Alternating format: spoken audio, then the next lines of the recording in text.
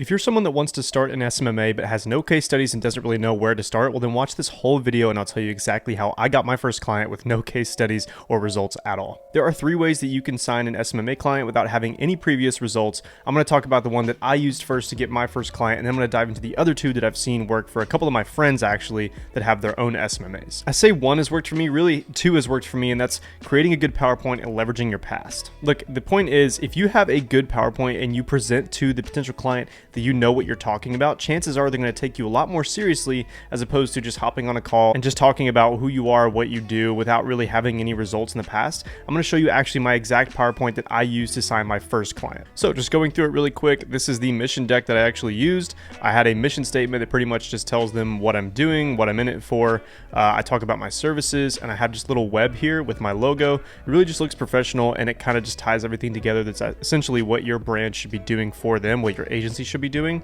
I then go into breaking down each of those services a little bit more, and you also just want to have a confidence about you, because if you're talking confidently like you've done this before, chances are you're actually going to sign that client. So talk about each one of your services. It doesn't have to be 6, it just has to be a couple of them that you're really confident you can provide to your client, or that a freelancer can provide to your client.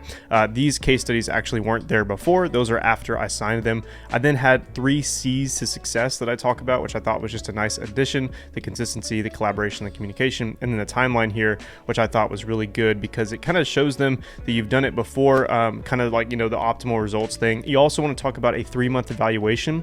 This has worked really well for my agency because you're not locking them down for a whole year. You're just talking about a 3-month evaluation, restructuring of the contract, and then you say the optimal results come in like the 4 to 6 month period, because for me, they actually do. You have enough time under your belt, you have enough strategy under your belt where you understand the brand and you can really drive the best results possible. So I presented that to him. He was really impressed, and because it was my first client, I didn't charge him a whole lot. I really just needed to sign him so that I could drive those results and get those results to then sign a new client. I ended up signing him for $200 a month, which again is nothing at all, but I did really good work for him, and I was able to use that case study to sign my next client, which I was then able to use for another case study, and you could see the kind of the snowball effect that having that first client can have. So it's very important to sign that first client and drive really good results for him, or else you're back to square one. So I used this PowerPoint. It was a really good PowerPoint, but I also leveraged my past. I talked about my history in marketing. I actually had a couple of internships in the past that I think helped my case out just a little bit. I talked about how I was a brand marketing intern, how I was a digital marketing intern,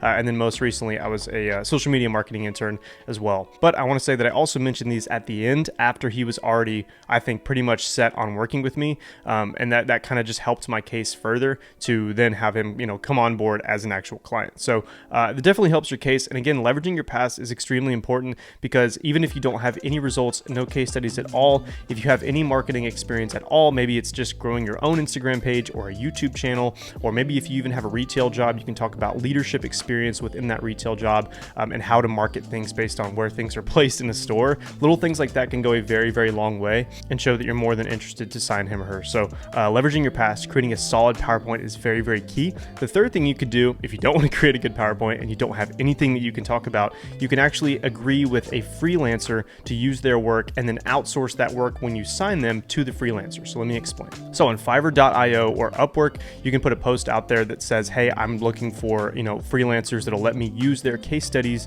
to then sign clients that I will give to you. So you can actually go on Upwork, create a post and say, hey, like, freelancers reach out to me, and I'll use your case studies. So then you can actually, you know, do the outreach methods that you're comfortable with, use the case studies from the freelancers to sign that first meeting or book that first meeting, and then sign them based on those case studies. But once you sign them, it's very important that you outsource that work to the freelancer and take the difference. If you're just using the freelancer's work and you're not giving the work to the freelancer, well, that's, you know, that's pretty scummy, and could even be illegal. So be careful with that. But maybe that first freelancer is actually somebody you know. Maybe you have a friend that has a lot of marketing experience that is interested in going into the agency with you, and you're taking on more of like a sales role. But just signing that first client is very vital to obviously the success of your agency long term. The third option I think is definitely the easiest, but if you want to learn more about marketing and sales itself, I recommend just kind of signing that first client based off creating a really solid PowerPoint and then obviously leveraging your past. But those are the 3 that have worked really well for me to this day, and I think can work for you as well. But thank you so much for watching. I really appreciate it. Hit that like and subscribe button if you did enjoy and want to see more marketing and sales tips.